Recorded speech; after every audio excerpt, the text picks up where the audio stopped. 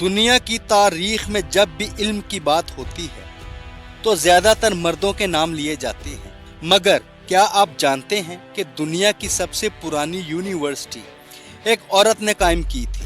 نہ وہ ملکہ تھی، نہ حکمران، نہ فوج کی سالار، بلکہ ایک عام مگر باہمت عورت تھی جس کا نام فاطمہ الفہری تھا۔ ایک ایسی عورت جس نے دولت کو طاقت بنانے کی بجائے علم کو امانت سمجھا اور ایسا ادارہ قائم کیا جو صدیوں بعد بھی زندہ ہے۔ سوال یہ ہے کہ تاریخ نے اس کا نام اتنی دیر تک کیوں یاد رکھا گیا اور اس کے پیچھے اصل کہانی کیا ہے؟ السلام علیکم، آپ دیکھ رہے ہیں اسرار ماضی، جہاں ہم لاتے ہیں تاریخ، علم اور حقیقتوں سے بھرپور معلومات۔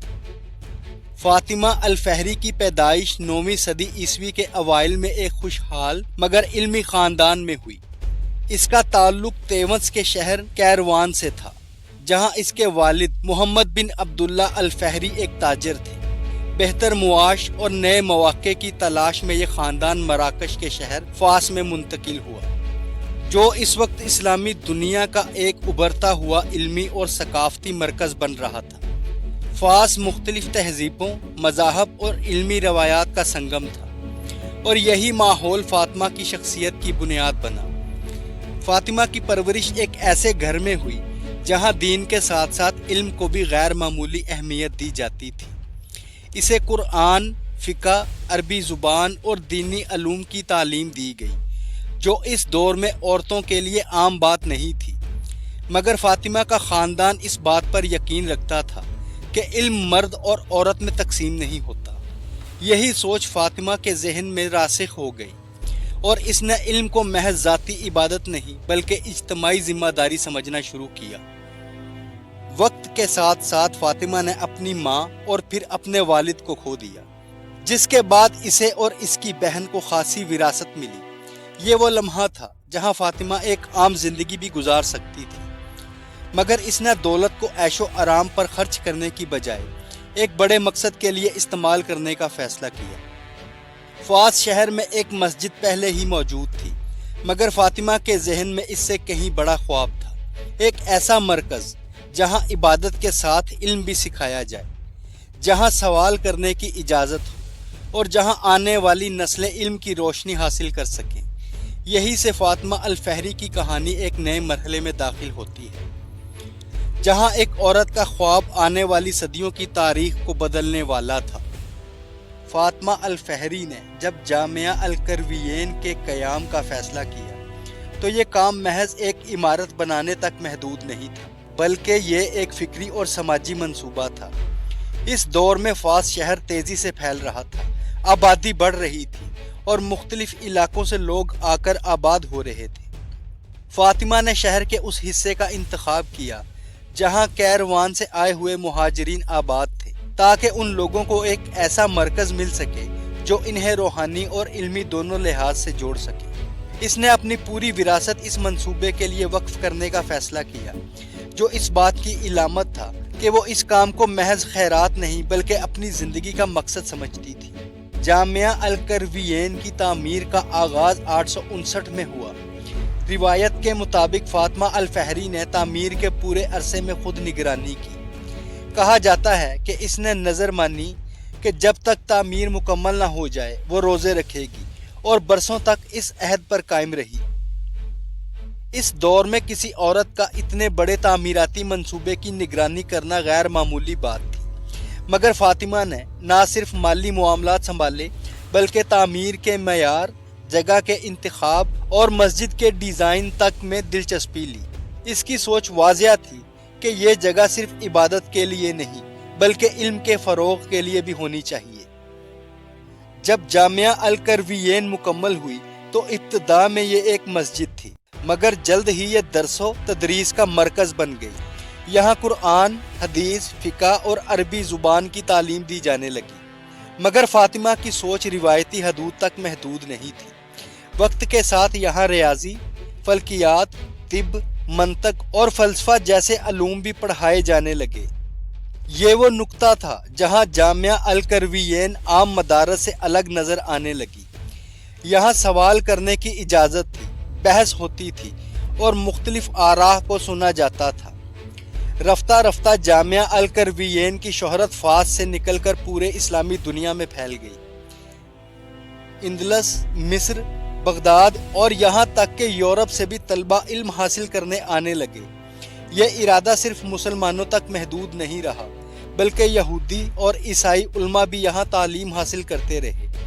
یہی وہ پہلو ہے جو جامعہ القرویین کو ایک عام مذہبی ادارے کی بجائے ایک عالمی تعلیمی مرکز بناتا ہے۔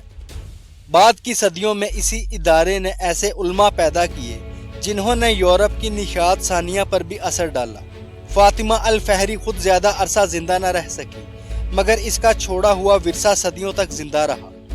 اس نے نہ کوئی سلطنت قائم کی، نہ کوئی فوج بنائی، مگر علم کی بنیاد پر ایک ایسی طاقت کھڑی کی جو وقت کے ساتھ مزید مضبوط ہوتی گئی۔ اس کی زندگی اس بات کی مثال بن گئی کہ تاریخ صرف تلوار سے نہیں بلکہ قلم، علم اور نیت سے بھی بدلی جا سکتی ہے۔ فاطمہ الفہری کے بعد جامعہ القرویین محض ایک مسجد یا مدرسہ نہیں رہی، بلکہ وقت کے ساتھ یہ پورے اسلامی اور یورپی علمی منظرنامے کا ایک اہم ستون بن گئی۔ مختلف سلطنتیں آئیں اور گئیں، مراکش میں حکمران بدلے، مگر یہ ادارہ ہر دور میں کسی نہ کسی شکل میں زندہ رہا۔ المرابطین اور الموحدین کے دور میں جامعہ القرویین کو خاص سرپرستی ملی، اس کی عمارت کو وسعت دی گئی اور یہاں تعلیم کے دائرے کو مزید پھیلایا گیا۔ یہی وہ زمانہ تھا جب یہ ادارہ باقاعدہ ایک یونیورسٹی کی صورت اختیار کرنے لگا، جہاں منظم انداز میں علوم کی تدریس ہوتی تھی اور استاد و شاگرد کے درمیان علمی مکالمہ ایک روایت بن چکا تھا۔ صدیوں کے دوران جامعہ القرویین سے ایسے بڑے نام جڑے جنہوں نے دنیا کی فکری تاریخ پر گہرے اثرات چھوڑے۔ یہاں ابن خلدون جیسے عظیم مفکر نے تعلیم دی، جسے آج جدید تاریخ اور عمرانیات کا بانی مانا جاتا ہے۔ یہیں موسیٰ بن میمون جیسے یہودی فلسفی اور طبیب نے علم حاصل کیا، جن کی تحریریں بعد میں یورپ کی یونیورسٹیوں میں پڑھائی گئی۔ روایت کے مطابق یورپ کے مشہور مفکر جیرارڈ آف کریمونا اور دیگر لاطینی علماء نے بھی یہاں کے علمی ذخیرے سے فائدہ اٹھایا۔ اس طرح جامعہ القرویین ایک پل بن گئی جو اسلامی دنیا کے علم کو یورپ تک منتقل کر رہا تھا۔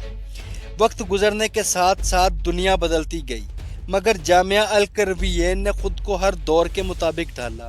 جدید دور میں جب یورپ میں یونیورسٹی سسٹم پروان چڑھا تو یہ ادارہ پہلے سے موجود ایک مثال کے طور پر سامنے آیا۔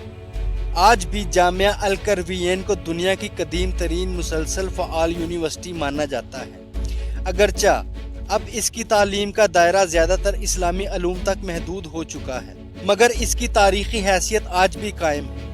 یہ ادارہ اس بات کی زندہ مثال ہے کہ علم اگر مضبوط بنیاد پر رکھا جائے تو صدیوں کا سفر طے کر سکتا ہے۔ فاطمہ الفہری کی کہانی کا اصل سبق یہی ہے کہ تاریخ میں اصل طاقت صرف حکمرانوں یا جنگجوؤں کے پاس نہیں ہوتی، بلکہ ان لوگوں کے پاس بھی ہوتی ہے جو خاموشی سے علم کے چراغ جلاتے ہیں۔ فاطمہ نہ کسی جنگ میں شریک ہوئی، نہ اس نے کوئی سیاسی دعویٰ کیا، مگر اس کا قائم کردہ ادارہ آج بھی زندہ ہے، جبکہ اس کے دور کے کئی بادشاہوں کے نام تاریخ کی دھول میں گم ہو چکے ہیں۔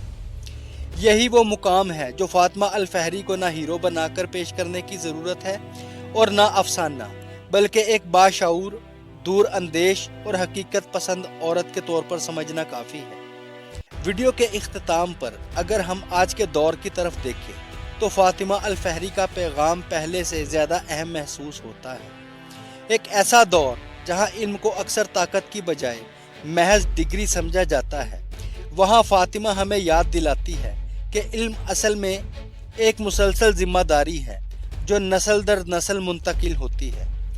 اگر آپ کو تاریخ کی ایسی سچی، متوازن اور گہرائی والی کہانیاں پسند آتی ہیں تو ویڈیو کو لائک کریں، چینل کو سبسکرائب کریں اور اس علم کو دوسروں تک پہنچانے میں ہمارا ساتھ دیں، کیونکہ شاید آنے والی تاریخ میں کسی نئے فاطمہ الفہری کو جنم لینے کے لیے آپ کی شیئر کی ہوئی ایک کہانی ہی کافی ہو۔ ملتے ہیں نیکسٹ ویڈیو میں، تب تک کے لیے اللہ حافظ۔